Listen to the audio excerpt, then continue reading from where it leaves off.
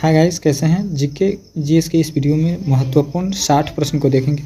60 प्रश्न में कितना प्रश्न को सही कीजिएगा कमेंट में बताइएगा। शुरू करते हैं। आज का पहला प्रश्न है, शेषनाग झील किस राज्य में स्थित है? शेषनाग झील जो है किस राज्य में है? तो जम्मू कश्मीर झील में है, जम्मू कश्मीर राज्य में है, याद रखिएगा, जम्मू कश्मीर में। अगला प्रश्न देखेंगे और अगला प्रश्न है, महात्मा गांधी जी का जन्म किस वर्ष हुआ था? महात्मा गांधी जी का जन्म हुआ था वो 1869 ईस्वी को हुआ था, याद रखिएगा, 1869 ईस्वी, ऑप्शन नंबर सी होगा। चलिए अगला प्रश्न देखेंगे, प्रोटीन का उच्चतम स्रोत किस में होता है? प्रोटीन का उच्चतम स्रोत जो होता है वो सोयाबीन में होता है, याद रखिएगा, सोयाबीन, ऑप्शन नंबर सी। बात करेंगे अगला प्रश्न, भारतीय जीवन बीमा निगम की स्थापना हुई थी। भारतीय जीवन बीमा निगम की स्थापना जो हुई थी किस वर्ष हुई थी? तो 1956 को हुई थी। कब? 1956, ऑप्शन नंबर सी। अगला प्रश्न देखेंगे और अगला प्रश्न है, अर्थशास्त्र के लेखक कौन थे? अर्थशास्त्र के लेखक जो थे और चाणक्य थे, याद रखिएगा, चाणक्य, ऑप्शन नंबर सी। वही बात करेंगे अगला प्रश्न, गुप्त वंश का संस्थापक कौन था? गुप्त वंश का संस्थापक जो था वो कौन था दोस्तों? तो बिल्कुल गुप्त वंश का संस्थापक जो था श्रीगुप्त था। कौन? श्रीगुप्त, ऑप्शन नंबर सी हो जाएगा सही जवाब। बात करेंगे अगला प्रश्न, भारत के कौन से राज्य में कपास का सबसे बड़ा उत्पादक है? भारत का कौन सा राज्य कपास का सबसे बड़ा उत्पादक है?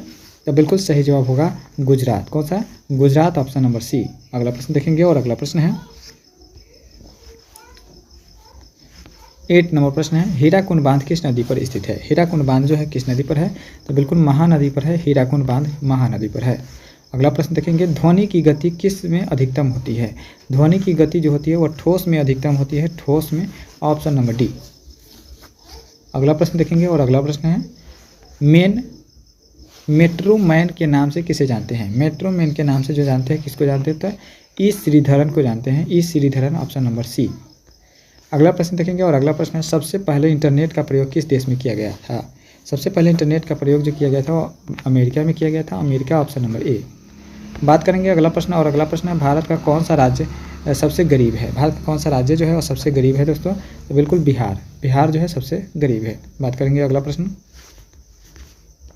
और अगला प्रश्न है, इलायची का सर्वाधिक उत्पादन किस देश में होता है? इलायची का सर्वाधिक उत्पादन जो है वह भारत में होता है, भारत, ऑप्शन नंबर बी। अगला प्रश्न देखेंगे और अगला प्रश्न है, गंगा नदी को कब राष्ट्रीय नदी घोषित किया गया? गंगा नदी को कब राष्ट्रीय नदी घोषित किया गया? तो 2008 में। कब? 2008, ऑप्शन नंबर ए हो जाएगा सही जवाब। अगला देखेंगे 15 नंबर प्रश्न है दोस्तों, भारत में पर्वत ऊर्जा का विकास कब शुरू हुआ था? भारत में पवन ऊर्जा का विकास जो है कब शुरू हुआ था दोस्तों? तो बिल्कुल सही जवाब हो जाएगा ऑप्शन नंबर सी, 1990 में। 1990, ऑप्शन नंबर सी हो जाएगा सही जवाब। चलिए बात करेंगे अगला प्रश्न और अगला प्रश्न है दोस्तों, भारत में एसटीडी सेवा की शुरुआत किस वर्ष हुई थी? भारत में स्टडी सेवा की शुरुआत जो हुई थी कब हुई थी? तो बिल्कुल 1960 में हुई थी। कब? 1960, ऑप्शन नंबर बी। चलिए बात करेंगे अगला प्रश्न और अगला प्रश्न है, भारत में सबसे बड़ी जनजाति कौन सी है? भारत में सबसे बड़ी जनजाति जो है वो गोंड जनजाति है। कौन सी? गोंड जनजाति है, ऑप्शन नंबर सी। अगला प्रश्न देखेंगे और अगला प्रश्न है, खासी और गारो जनजाति मुख्य रूप से किस राज्य में पाई जाती है? खासी और गारो जनजाति जो है मुख्य रूप से मेघालय राज्य में पाई जाती है, याद रखिएगा, मेघालय राज्य।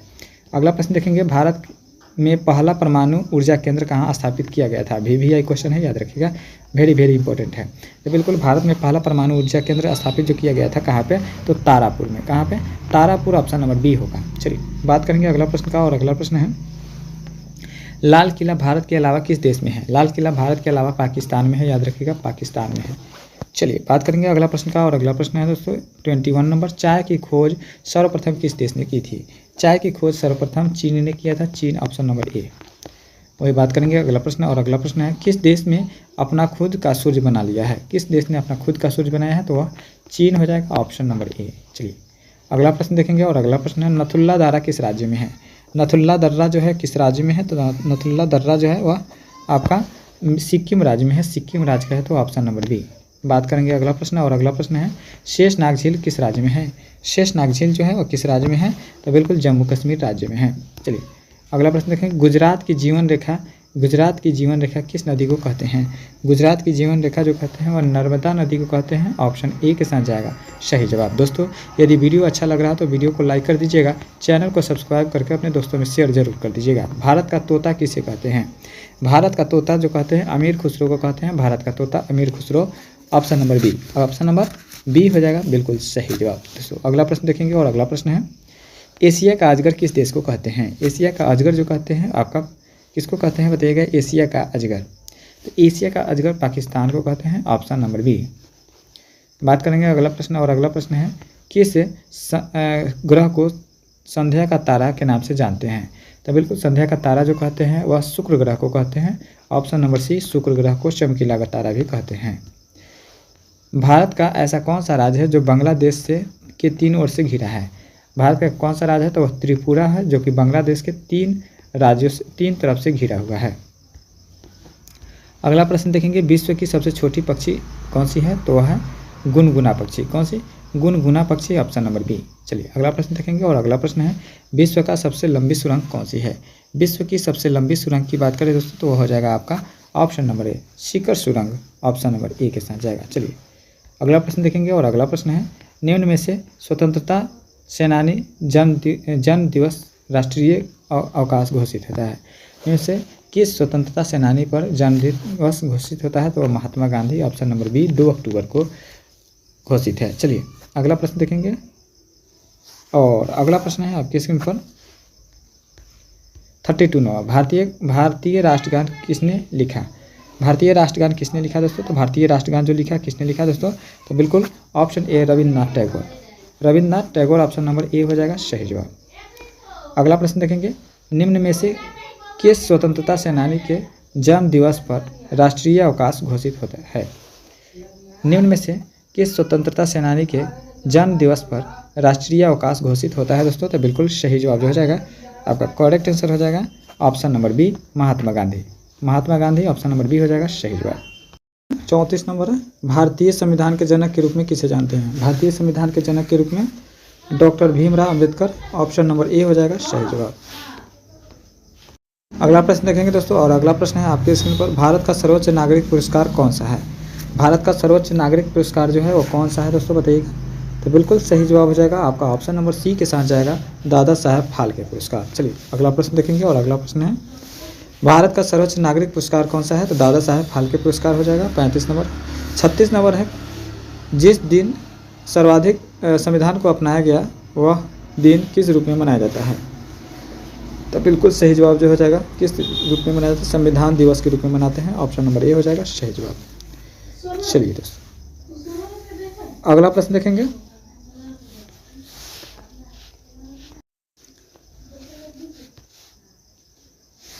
अशोक चक्र में कितनी तिलियां होती है? अशोक चक्र में टोटल 24 तिलियां होती है, 24 तिलियां होती है, ऑप्शन नंबर सी ए हो जाएगा सही जवाब। अगला प्रश्न देखेंगे, भारतीय राष्ट्रीय ध्वज का डिजाइन किसने तैयार किया था? भारतीय राष्ट्रीय ध्वज का डिजाइन जो है वह पिंकली वेंकैया ने किया था तैयार, पिंकली वेंकैया, ऑप्शन नंबर सी। अगला प्रश्न देखेंगे, भारत के राष्ट्रीय ध्वज को संविधान कब अपनाया था? भारत के राष्ट्रीय ध्वज को संविधान जो अपनाया कब अपनाया था दोस्तों?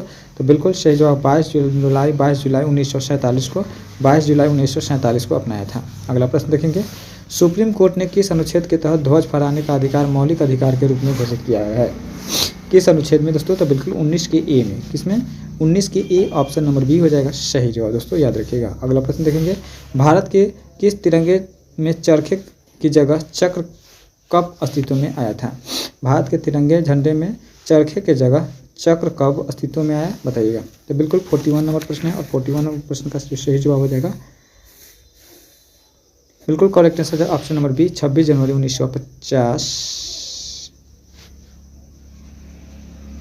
22 जुलाई 1947 को, कब? 22 जुलाई 1947 को, जिस समय अपनाया गया था उसी समय। चलिए अगला प्रश्न देखेंगे, और अगला प्रश्न है, भारत के राष्ट्रीय ध्वज का क्या नाम है? भारत के राष्ट्रीय ध्वज का क्या नाम है दोस्तों? तो बिल्कुल सही जवाब हो जाएगा 42 नंबर, भारत के राष्ट्रीय ध्वज का नाम है तिरंगा। क्या है?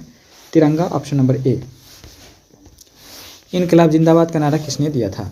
इनकलाब जिंदाबाद का नारा किसने दिया था?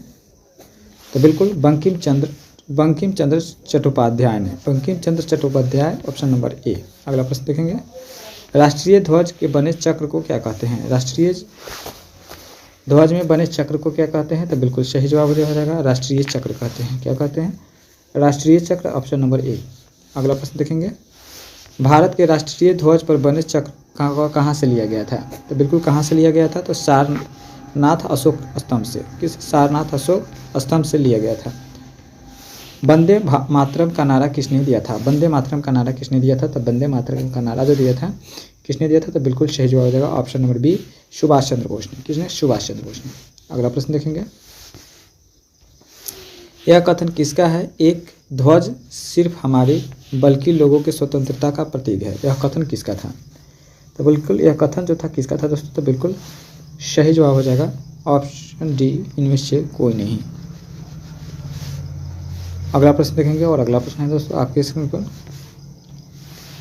तुम मुझे खून दो मैं तुम्हें आज़ादी दूंगा, किसने कहा था? तुम मुझे खून दो मैं तुम्हें आज़ादी दूंगा, ऐसा किसने कहा था? तो बिल्कुल सही जवाब जो हो जाएगा आपका, तुम मुझे खून दो मैं तुम्हें आज़ादी दूंगा, ऐसा सुभाष चंद्र बोस जी कहे थे। Subhash Chandra Bose ji, option number C. अगला प्रश्न देखेंगे, गणतंत्र दिवस की परेड के दौरान सैन्य सलामी कौन लेता है? बिल्कुल कौन लेता है दोस्तों बताइएगा? तो बिल्कुल करेक्ट आंसर जो हो जाएगा आपका भारत के राष्ट्रपति। राष्ट्रपति जो है वह उस दिन सलामी लेता है, राष्ट्रपति। ठीक है दोस्तों, चलिए अगला प्रश्न देखेंगे और अगला प्रश्न है, भारत के राष्ट्रीय गान जनगण मन के रचयिता कौन है? भारत के राष्ट्रीय गान जनगण मन के रचयिता जो है कौन है दोस्तों? तो बिल्कुल सही जवाब जो हो जाएगा आपका Rabindranath Tagore, option number C के साथ जाएगा सही जवाब। चलिए दोस्तों अगला प्रश्न देखेंगे और अगला प्रश्न है, भारत के गणतंत्र दिवस की परेड जो की शुरुआत होती है वो कहाँ से होती है? गणतंत्र दिवस की जो परेड की शुरुआत जो होती है वो कहाँ से होती है? तो राष्ट्रपति भवन से होती है, Rashtrapati Bhavan, option number B. अगला प्रश्न देखेंगे और अगला प्रश्न है, भारत के राष्ट्रीय ध्वज 3 रंग पट्टिया का होती है, पट्टिया का कौन कौन सा रंग होता है? तो बिल्कुल सफ़ेद, केसरिया, सफ़ेद और हरा होता है, ऑप्शन नंबर ए हो जाएगा सही जवाब। चलिए अगला प्रश्न देखेंगे और अगला प्रश्न है, गणतंत्र दिवस पर राष्ट्रपति को कितनी तोपों की सलामी दी जाती है? तो 21 तोपों की सलामी दी जाती है, 21 तोपों की सलामी दी जाती है, ऑप्शन नंबर ए हो जाएगा सही जवाब। बात करेंगे अगला प्रश्न और अगला प्रश्न है, महात्मा गांधी ने सविनय अवज्ञा आंदोलन की शुरुआत कब की थी? महात्मा गांधी ने सविनय अवज्ञा आंदोलन की शुरुआत जो है 1930 ईस्वी में किए थे, 1930, ऑप्शन नंबर ए। अगला प्रश्न देखेंगे, भारत छोड़ो आंदोलन की शुरुआत किसने की थी? भारत छोड़ो आंदोलन की शुरुआत जो की थी वो महात्मा गांधी, ऑप्शन नंबर सी हो जाएगा सही जवाब। चलिए नेक्स्ट प्रश्न देखेंगे, भारत का राष्ट्रीय गीत वंदे मातरम की रचयिता बंकिम चंद्र चट्टोपाध्याय ने किया था। बंकिम चंद्र चट्टोपाध्याय वंदे मातरम गाने में 65 सेकंड का समय लगता है, याद रखिएगा। चलिए अगला प्रश्न देखेंगे और अगला प्रश्न है 57 नंबर, अशोक चक्र पर 3 सिंह क्या दर्शाता है? तो शक्ति, साहस और आत्मविश्वास, शक्ति, साहस और आत्मविश्वास को दर्शाता है, ऑप्शन नंबर डी। चलिए अगला प्रश्न देखेंगे, भारत के पहला गणतंत्र दिवस कब मनाया गया था? तो 1950 को मनाया गया था पहला गणतंत्र दिवस, 1950 को। अगला प्रश्न देखेंगे, भारत के राष्ट्रीय झंडे में सफ़ेद का क्या मतलब है? तो बिल्कुल भारत के राष्ट्रीय झंडे में सफ़ेद का जो मतलब है क्या है?